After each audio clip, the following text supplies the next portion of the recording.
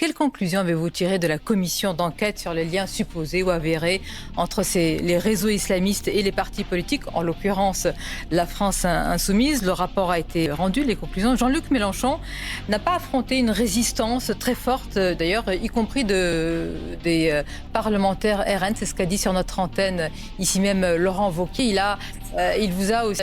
Il manque pas d'air quand même. Après, parler d'une dérobade. Non mais il manque pas d'air. Enfin, c'est incroyable. Il engage cette commission d'enquête. Nous disons qu'elle ne nous apparaît pas être la meilleure solution pour lutter contre le phénomène qu'il décrit.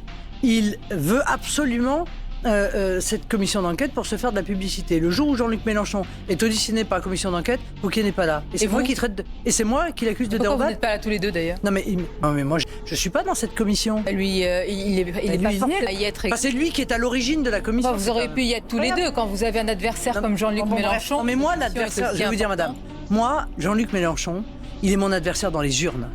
Moi je combats l'extrême gauche dans les urnes. Je les combats dans les débats, je les combats idée contre idée. Je ne me sers pas et je ne détourne pas, parce que c'était quand même un peu le sens du truc.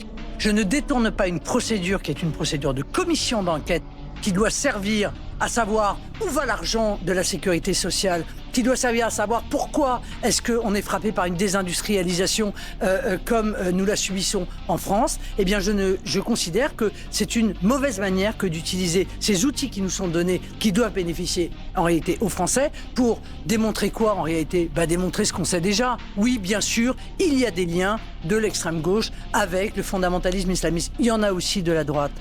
Il y en a aussi d'élus de droite. Lesquels? Qui accordent, je ne vais pas donner des noms, mais il y a eu des dossiers qui ont été documentés sur ce sujet. Il y a aussi des maires de droite qui achètent soit la paix civile, soit les votes, en frayant en quelque sorte avec ces mouvances.